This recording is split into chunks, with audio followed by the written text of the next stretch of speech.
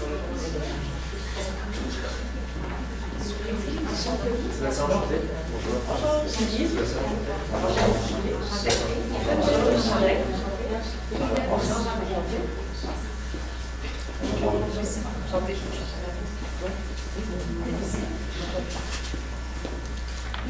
et bienvenue au cours de marketing stratégique. Est-ce que vous désirez avoir des éléments en français ou en anglais? Français. Vous allez avoir une durée maximale de 20 minutes pour compléter votre présentation devant le jury. La présentation sera livrée avec un chronomètre et le temps que je vais vous indiquer sur les cartons va être 10 minutes, 5 minutes, 2 minutes, 30 secondes et je vais indiquer à l'aide de mes mains les 10 dernières secondes. Si la présentation n'est pas complétée après 20 minutes, celle-ci sera arrêtée avec une annonce verbale pour passer à la période de questions. Une période de 5 minutes sera allouée au jury pour poser les questions concernant la présentation. Après 5 minutes, une annonce verbale arrêtera la période de questions, même si une question ou une réponse n'est pas complétée. Il est obligatoire pour le jury de poser au minimum une question afin de compléter la période de questions. Notez que si un participant dévoile le nom ou la provenance de son université, il s'en suivra une pénalité. Afin de procéder au début de la présentation, veuillez éteindre tout appareil électronique qui pourrait être une nuisance pendant la présentation. Je vais maintenant laisser les juges se présenter. Excusez, Lucie Allen, je suis stratège numérique chez Desjardins. Charlène Darèche, chef d'équipe stratégie numérique chez Desjardins. Geneviève Collin, conseillère en stratégie de contact chez Desjardins. Julie Normand, je suis responsable des stratégies marketing pour la clientèle jeunesse. Sébastien Lancy, je suis chercheur en expérience utilisateur pour Desjardins aussi.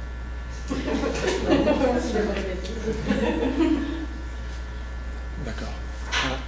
Alors, aider la société. Quelques mots, une grande importance qui vous représente très bien. Leader, ce qui vous représente dans le marché de l'aide financière. Nous sommes HDM Inc., vos analystes marketing haute définition. Je suis Marc-Antoine Leblanc, spécialiste en finance. Henri Sidès, conseiller marketing. Yann Poirier, spécialiste en analyse de marketing. Donc, le mandat était très clair. Vous nous avez demandé de trouver des stratégies numériques pour accompagner les jeunes, dans le fond, leur donner des conseils au niveau financier, mais de façon numérique. Alors, le plan de la séance il est très clair. On va commencer doucement par une analyse. Ensuite, vous proposez une stratégie et vous montrez le comment on va mettre sur pied tous nos outils. On va vous montrer un plan d'action avec un échéancier, etc. Puis, passer par des indicateurs de performance, vous montrer comment on va évaluer la performance, comment évaluer les outils qu'on a mis sur pied. Et puis, vous présenter brièvement un bref aperçu des finances, parce que nous savons très bien que côté financier, vous allez plutôt bien. C'est plutôt vert chez vous, donc on va laisser l'herbe fleurir. Donc, rien de mieux avant de proposer des stratégies, de faire une bonne analyse de l'environnement, donc le contexte dans lequel Desjardins évolue. Donc, ici, nous avons fait une analyse de l'environnement, donc les opportunités et les menaces. Dans les opportunités, on a prélevé qu'il y avait l'usage, en fait, des plateformes en ligne était de plus en plus utilisé. Donc, les utilisateurs prennent plus de temps en ligne. Ils utilisent de plus en plus les transactions numériques. Ils vont aussi utiliser les plateformes de paiement mobile qui sont de plus en plus populaires, aussi les outils de reconnaissance vocale et tout ça, c'est vraiment populaire. Par contre, il y a quelques enjeux ici, là, des menaces, c'est concernant la concurrence. Donc, qu'est-ce que nos concurrents font? Les concurrents de Desjardins, ils vont faire des suivis de gestion de budget qui vont être en ligne. Certaines vont offrir des solutions de paiement. On parle d'Apple, Google Pay, puis Uber qui a sorti justement des cartes de crédit pour faciliter les transactions. Il y en a qui vont offrir des solutions financières numériques. Donc, on parle de TD, par exemple, pour les particuliers. Donc, gestion de budget, encore une fois. Puis, les petites entreprises, CIBC, donc pour les prêts aux petites entreprises. Aussi, nos concurrents, il y en a qui vont offrir des services financiers 100% en ligne. Et là, on parle de Tangerine. Ensuite de ça, on voit un peu le profil des 24 à 35 ans. Je m'excuse de cette erreur. Donc, les opportunités, ici, il y en a beaucoup. Donc, on parle de l'offre bancaire que pour eux, entre une banque ou une autre, il n'y a pas beaucoup de différence. Donc, on peut essayer ici de ressortir du lot. Il y a aussi la sensibilité aux frais et à la localisation. Donc, si Desjardins offre des frais plus bas, c'est une façon d'aller ressortir là aussi. Puis, l'expérience client, eux adorent ça, puis ils ont une bonne expérience client avec Desjardins. 64% sont sensibles au rabais. Je l'ai mis au milieu, pas parce que je me suis trompée dans mon PowerPoint, mais bien parce que ça peut être tant une menace qu'une opportunité. Parce que, en gros, ce qu'on dit des 24 à 35 ans, c'est que 64% d'entre eux peuvent passer d'une institution à une autre facilement si une autre banque va offrir à peu près les mêmes services, mais pour des rabais moindres, en fait. Des frais qui sont moindres. Mais quand même, ils restent sensibles à l'expérience client et tout ça. Parmi la grosse menace, en fait, c'est que 73% des utilisateurs vont aimer utiliser les plateformes en ligne qui sont déjà habituées, qui sont déjà connues, comme par exemple Google, PayPal et tout ça. Desjardins, donc les grandes forces des Desjardins, ils ont déjà à leur actif 7 millions de membres et de clients. Ils ont une mission qui est le mieux-être économique, tant pour les individus que la société, que le social. Ensuite, les ambitions, on parlait beaucoup, vous nous avez beaucoup parlé de la qualité du service, puis aussi les valeurs, beaucoup de valeurs au niveau de la clientèle, même environnementale. Vous avez déjà fait beaucoup d'actions justement dans ce domaine-là. La gestion financière en ligne, ça a déjà commencé à accéder et tout ça. Donc ça, c'est fort. Puis il y a beaucoup d'investissements en RSE, là, comme je l'ai mentionné. Les enjeux, c'est que 20% des produits peuvent être achetés sur le web. C'est-à-dire que 100% vous pouvez gérer, les utilisateurs peuvent gérer leur budget à 100% en ligne, mais par contre, pour faire les achats, 80% d'entre eux 80% des achats doivent être faits à la caisse, c'est-à-dire qu'ils doivent se déplacer pour faire ça. Fait que ça, c'était un petit enjeu. Alors, pour le persona, ici, comme on peut voir, on a pris une personne, Julie, 25 ans. On a pris un emploi quand même assez populaire, gouvernement fédéral, un salaire de 60 000 par année, qui est environ le début lorsque, par exemple, vous changez des études avec le temps plein au niveau de l'emploi. Ses activités routinières, elle travaille un horaire de 8h à 16h, se déplace en autobus pour aller au travail, majoritairement, et sort occasionnellement pour quelques sorties, soit restaurant, etc. Les avoirs et dettes. Julie a quand même une voiture parce que pour faire commission, aller à un endroit quelconque, elle utilise quand même sa voiture. Et elle a un prêt étudiant de 12 000 pour ses frais d'études au niveau universitaire. Puis sa perspective. En ce moment, Julie, elle vit toujours chez ses parents. Elle cherche à quitter le nid familial. Alors, elle recherche l'achat d'une maison ou condo. C'est à son choix. Elle aime voyager. Puis, elle doit rembourser effectivement ses dettes de 12 000 parce qu'éventuellement, quand on emprunte, on doit redonner. Ce que je veux dire aussi, qu'est-ce qui est important, c'est un profil qui est rendu beaucoup plus populaire au niveau des jeunes d'aujourd'hui. Ils veulent profiter de la vie. Ils sont quand même une conscience commune au niveau des transports en commun, mais ont quand même des dépenses telles que les voitures et les voyages qu'on voit de plus en plus, même si le prix des voyages sont quand même assez élevés. C'est quand même un profil ordinaire au niveau des jeunes d'aujourd'hui. Alors, vous devez vous demander, ils parlent, mais qu'est-ce qu'ils vont faire? Alors nous, comme on essaie de vous trouver la meilleure des solutions, on essaye de vous donner une expérience, l'expérience client que vous proposez à vos clients, on veut vous la proposer. Alors, ça passe par 3 points. Là, le premier point, rénovation desjardins.com, parce qu'on va se dire la vérité. Le site, il est pas mal quand même. Il a besoin d'un petit punch. On va passer par une innovation, je vous en parle plus tard, ça s'appelle Facility et d'e-portefeuille. Et puis, une espèce de fidélisation qui passe par le RSE, etc. Commençons par la rénovation. Merci, chers collègues. Alors, desjardins.com, comme je disais, c'est un peu rudimentaire, c'est un site web qui est bien maintenu, j'ai pu voir ça, mais qui a besoin d'un peu de punch, comme je disais. Alors, on va passer par la facilité de gestion de comptes en ligne avec des assistants d'objectifs financiers. Je sais qu'on l'a déjà dans dans accéder, mais c'est un peu plus, un peu plus poussé, optimisé dans la mesure où on peut se fixer des objectifs comme Julie tout à l'heure, qui veut voyager, elle a la possibilité de se fixer un montant et un échéancier de participation, elle limite de la même façon son remboursement de prêt, elle peut délimiter son montant minimum, comme à l'échéance, au mois, aux 2 mois, aux 2 semaines, etc. Elle peut décider sur desjardins.com d'améliorer sa limite de crédit, de l'augmenter ou de la rabaisser selon ses envies. Elle peut aussi faire une possibilité de demande d'admissibilité au crédit et au prêt. Par rapport aux agents, alors bien évidemment il y a le service téléphonique, il y a l'email, tout ça, mais on passe par Desjardins à un service de clavardage en direct. C'est-à-dire on a directement un agent qui est disponible pour nous, H24, 24/24, pour parler, pour résoudre les problèmes de Desjardins sur le site web ou dans la vie de tous les jours, que ce soit assurance, etc. On a la messagerie texte qui reste comme un outil assez utilisé où on peut recevoir des annonces, etc. Alors pour les formalités administratives, on passe par la prise de rendez-vous. On peut directement prendre un rendez-vous sur le site web. On peut faire une demande de signature ou de pièce d'identité. Des fois, on a besoin de pièce d'identité, passeport, etc. On peut directement la livrer sur Desjardins et changer de plan, bien sûr. On peut décider de switcher d'un plan à un autre.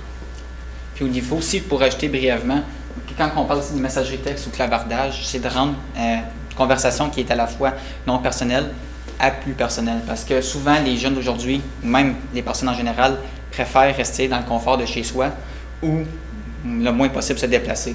C'est d'offrir un clavardage avec un agent et non un robot, parce que souvent, ça donne une conversation non personnelle puis ils ne se sentent pas vraiment attachés avec le service. Et avoir une messagerie texte d'un agent qui va répondre lorsque, exemple, via le site web, vous pouvez demander un rendez-vous, par exemple, un moment qui est le plus opportun pour le client de se faire contacter, soit par messagerie texte ou bien toujours l'appel, qui est quand même intéressant aussi d'utiliser. Je peux juste ajouter un point. En fait, les cases qui sont en bleu foncé, c'est pour dire que ces services-là, ça serait très important de les donner aussi aux non-membres, puisque le mandat précisait vraiment que nous, Desjardins, devait proposer en fait des conseils aux membres et non-membres. Excellent. Donc pour revenir au moyen terme, alors ça c'est comme notre bébé. Alors je vous explique très brièvement, mais j'ai beaucoup plus de surprises. Attendez. Comme très brièvement, on sait qu'aujourd'hui c'est de l'ère numérique. On aime beaucoup moins faire les choses par nous-mêmes. On laisse les robots le faire, on laisse les sites web le faire, on laisse les applications le faire. Alors nous, on a pensé à Facilité. C'est une application qui englobe Accéder et Desjardins.com. C'est-à-dire on va sur un modèle mobile du site web sécurisé, on a une empreinte digitale, on a une reconnaissance faciale et vocale, les données sont sécurisées, ça permet au client de gérer plus facilement ses données. Il a directement sur son téléphone portable. On gagne en temps, on gagne en énergie, et bien sûr, tout le monde est content. Pour revenir, ça c'est le gros bébé de la famille, alors ça s'appelle 10 portefeuilles. 10 portefeuilles, c'est le remplacement Desjardins de Apple Pay. Alors, nous savons très bien que Apple, c'est vrai, il y a de la sécurité, Google Pay, il y a de la sécurité, mais Kim Kardashian, elle a eu ces photos qui ont fuité, donc on n'aimerait pas qu'on ait les données bancaires de nos clients qui fuitent. On part sur un 10 portefeuille directement intégré dans l'application Facilité, disponible et intégré, table sécuritaire, empreinte digitale, comme je le disais, reconnaissance faciale et vocale. Le paiement est totalement sécuritaire et absolument rapide. Puis aussi, niveau soutien technique, c'est toujours plus facile d'avoir en sorte d'avoir toutes les informations de nos clients qui restent dans vos propres systèmes de données. Parce que si une tierce partie fait une fuite, c'est quand même un lien avec votre propre entreprise. Fait que ça élimine ce risque-là également. Puis le parcours idéal, ouvrez l'application. Pourquoi seulement ça? C'est simple. Vous demanderez à n'importe quel jeune aujourd'hui, ils veulent une facilité. Tout ce qui est facile, ils vont adorer. Et dans le fond, eux autres, ils ne veulent pas avoir plusieurs applications à ouvrir, ils ne veulent pas avoir plusieurs processus à faire. Ils veulent ouvrir une application et faire ce qu'ils veulent faire. On va dire, je vais aller voir ma paye qui est rentrée, j'ouvre l'application, première chose que je vois, ma paye qui est rentrée. On peut intégrer le niveau de l'intelligence artificielle qui peut nous aider au niveau de notre budget, voir combien on a dépensé, combien qu'on a fait, pour balancer nos idées. Une autre section de l'application, c'est fait, c'est facile d'accessibilité. aller voir aussi ce qu'on veut faire, planifier nos futurs projets avec ce qu'on a fait dans le passé pour voir si on peut se le permettre dans un temps donné. Ça se fait exactement dans une autre section de l'application, mais ça se fait au niveau aussi facile et rapide. C'est pour ça que quelques mots pour la rapidité, c'est vraiment ça qu'il faut retenir. Il faut vraiment que ça soit facile d'accès et rapide. Donc, maintenant, on est rendu à la section du long terme. Donc, on vous a parlé des applications qu'on veut mettre en place, puis au long terme, qu'est-ce qu'on vise? Donc, notre vision, c'est vraiment investissons dans nos jeunes et dans leur avenir. Donc, la mission, ça serait vraiment d'accompagner nos jeunes dans leur choix économique, mais aussi pour un bien-être concernant l'environnement et tout ça. C'est pourquoi, à long terme, on investit encore et toujours dans la RSE. Pour viser un peu plus les 24 à 35 ans, on parle ici d'un parrainage et d'un partenariat études-travail. On a vu que vous nous avez mentionné que ce qui vous préoccupait, c'était les jeunes, en fait, qui rentraient à temps plein dans le marché du travail. Mais souvent, dans les 24 à 35 ans, il y a des jeunes qui rentrent à temps plein au travail, mais qui restent à temps partiel à l'école. Il ne faut pas les oublier, ces personnes-là. Donc, partenariat études-travail, ça serait des prêts pour ces personnes-là, surtout puisqu'ils sont aux études, ça va durer plus longtemps, donc c'est une façon de les motiver, une façon d'aller les chercher, et puis leur offrir des stages, puis probablement une opportunité de travail s'ils sont performants, bien sûr. Ensuite, création de compte épargne pour nouveau-nés. Ça arrive souvent dans la trentaine où les gens se demandent, j'ai maintenant l'occasion d'acheter une maison, est-ce que maintenant je peux fonder ma famille? Donc, rendu là, donc création de compte épargne pour nouveau-nés, c'est très intéressant. Et puis, nous avons pensé, puisque les gens sont beaucoup sensibilisés à l'environnement, puis on sait qu'il y a quand même un impact écologique à l'utilisation d'Internet, à l'utilisation des données, tout ça. Donc, on s'est dit, Desjardins doit démontrer qu'il n'oublie pas cet impact-là. Donc, derrière chaque téléchargement de compte, un arbre sera planté. C'est important de véhiculer ce message-là, puis on croit que ça va aller toucher un peu la corde sensible des jeunes. Puis aussi, pas juste pour chaque téléchargement, mais aussi pour ceux qui ont un compte actif. Donc, si vous gardez votre compte actif, pendant un an, un arbre va être planté à la fin de l'année. Pendant 2 ans, un deuxième arbre va être planté à la fin de cette année-là. Donc, à chaque année, le jeune, avec les applications, va pouvoir avoir un impact avec ce que nous vous proposons. Un petit budget niveau finance, juste brièvement pour vous montrer. Dans le fond, ce serait au niveau peut-être de remplacer au niveau des applications, de 8 000 au niveau de la plateforme web et de 12 000 au niveau de facilité et portefeuille D. Puis aussi, c'est important de reconnecter avec ces fournisseurs. Vous avez eu des fournisseurs pour faire votre plateforme web actuelle et vos applications. Vous avez des liens avec eux, ils savent ce que vous avez besoin, ils savent environ, pour que ce soit vraiment sur mesure, c'est important de reconnecter parce que c'est toujours avantageux également. C'est aussi important de reconnecter avec ceux qu'on a fait affaire, comme on a parlé aussi brièvement avec les étudiants, avec les opportunités d'emploi. Ça fait dans le fond aussi le bouche-à-oreille, ça fait un beau message, ça augmente la notoriété de l'entreprise. Puis tout ça fait un effet ricochet positif envers le nom Desjardins. Puis ici, juste quelques petits indicateurs de performance. Tout cela pour amener une satisfaction de la clientèle. Dans le fond, la facilité et la centralisation des applications et du service web aura tendance à augmenter la satisfaction de la clientèle vu que ce sera beaucoup plus facile pour eux. Fait que dans le fond, objectif, plus 5% au moins. Le nombre de connexions. Fait que dans le fond, attirer l'œil des clients, leur faire savoir que maintenant ça a changé. Maintenant, une nouvelle plateforme beaucoup plus facile d'utilisation, faire augmenter de 10% le nombre de connexions. Puis aussi le nombre de téléchargements facilités. Ça veut dire tous les clients actuels vont pouvoir le télécharger. C'est de rapidement avoir 85% des clients de Desjardins de télécharger la nouvelle application disponible pour avoir accès aux nouveaux services qui vont être proposés avec celle-ci. Et la fidélisation, ce que je veux dire, c'est qu'il y a aussi beaucoup de clients au niveau des banques qui ont plusieurs comptes à plusieurs endroits différents. Dans le fond, c'est augmenter les chances que les clients aient tout avec vous parce que tout va être plus facile, tout va être facile d'accès et vous allez avoir tous les services qui auront nécessaires, ils n'auront pas besoin d'aller voir ailleurs.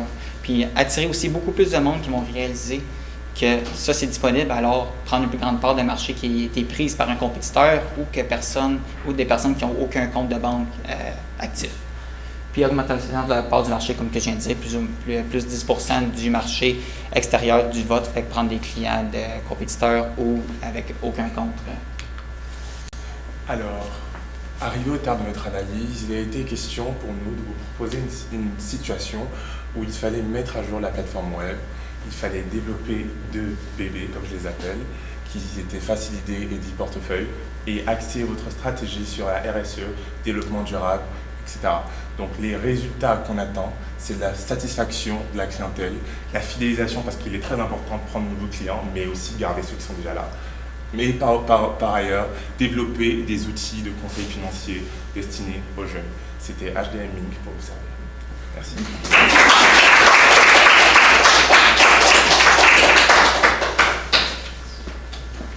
J'avais une question par rapport, vous avez parlé de facilité. Vous nommiez comme étant une application qui englobe accéder Desjardins sur le mobile. Vous avez beaucoup élaboré sur ce point-là. En quoi vous le voyez de différent de l'application mobile de Desjardins actuelle? Parce que dans les éléments que je l'ai dit, ça ressemble quand même beaucoup à ce qu'on a disponible en ce moment. Qu'est-ce que vous voyez qui est différenciateur? D'accord, dans le fond, c'était d'élaborer une plateforme beaucoup plus simple d'utilisation. On part sur de la clarté et de la simplicité pour des jeunes.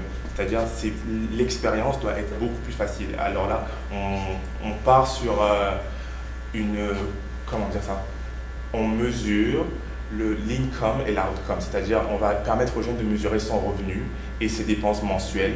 On va permettre aux jeunes de décider de comment ils dépensent son argent et de pourquoi ils dépensent son argent, mais de façon beaucoup plus claire. C'est certes sur accéder. Il y a certains outils qui existent déjà, mais nous on part sur de l'amélioration, de la mettre à jour, c'est un update de accéder, en beaucoup plus simple, en beaucoup plus facile d'utilisation, et ça regroupe exactement les systèmes de desjardins.com, mais aussi ça inclut sur les nouvelles technologies comme la reconnaissance faciale pour les téléphones qui ont Face ID, l'empreinte digitale, les données sont totalement sécurisées. C'est pour ça que je te pose la question, l'application est déjà avec l'empreinte digitale, c'est déjà beaucoup de choses que tu mentionnes, mais c'est vrai, dans le fond, toi, le bout que tu vois de différent, que vous voyez de différent, c'est le fait d'amener une notion plus simple des entrées des sorties d'argent. Pour faire bref, dans le fond, c'est pour éliminer le va-et-vient en 2 applications, les mettre en une, et puis offrir beaucoup plus de services tels que, comme certains compétiteurs ils ont des indicateurs de performance au niveau de votre argent. C'est vraiment d'offrir tous les services qui sont, de passer des services à 20%, tous les mettre dans la même application ensemble. C'est juste parce qu'en ce moment, ça évite des va-et-vient, puis souvent, les jeunes, c'est souvent le cas, ils veulent pas avoir plusieurs applications. Ça veut dire qu'il faut que tu sois authentifié. Fait que si Exactement. jamais tu es un non-membre, comme tu n'auras pas accès Le niveau d'application, c'est être membre ou si vous avez un service avec Desjardins, effectivement. Pour la plateforme desjardins.com, la slide, je suis revenir à la slide mise à jour de la plateforme web. Vous avez parlé de 3 grands volets, plus la gestion des comptes, donc l'identifier comme accéder, le volet relationnel, puis plus la conversion, donc prise de rendez-vous à chaque produit. Mais le volet juste plus d'informationnel, prise d'information sur les produits, les services de Desjardins, comment est-ce que vous voyez ça sur la plateforme pour cette librairie? Ok, dans le fond, ce qui apparaît là, c'est comme les nouvelles disponibilités, les mises à jour. Partant, c'est un ajout, c'est additionnel aux services déjà présents. Parce que ce que nous avons remarqué, c'est que niveau informationnel, niveau tout ce qui est concernant votre rubrique « Contactez-nous à propos de nous » est suffisamment édifiant dessus. Donc on n'a pas jugé nécessaire de la mettre directement, mais ceux-là sont comme additionnels à ceux déjà présents. On ne rénove pas le site en général, on ne le change pas, on ne va pas faire un nouveau site web, on ajoute juste de nouvelles fonctionnalités. Okay. C'est quoi le changement de plan comme je te Exemple, si vous changez le financement que vous avez besoin. Exactement. Vous avez un projet, soit au niveau des études, si vous faites plus d'études, augmenter la marge ou quoi que ce soit. Pour rajouter quelque chose comme par exemple par rapport aux cartes de crédit, carte de débit, vouloir une carte black, gold, ce genre de choses. Toute la gestion post-achat d'un produit ou migration d'une carte de crédit à un autre. L'autorisation également pour se faire. Puis, quand vous dites signature et pièce d'identité, c'est que ce soit plus facile lorsque c'est le moment d'acquérir. c'est de limiter en fait les déplacements nécessaires dans la succursale. Si, exemple, oui, des fois, il faut avoir une pièce d'identité, il faut assurer que la personne, ce soit la bonne personne qui fait la demande de prêt ou quoi que ce soit. C'est sûr, la signature, quoi que ce soit, est nécessaire.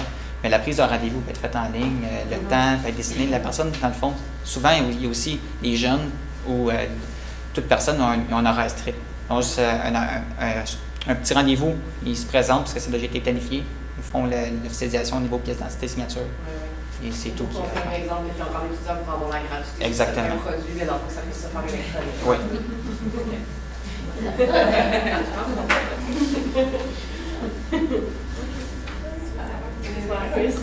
Merci.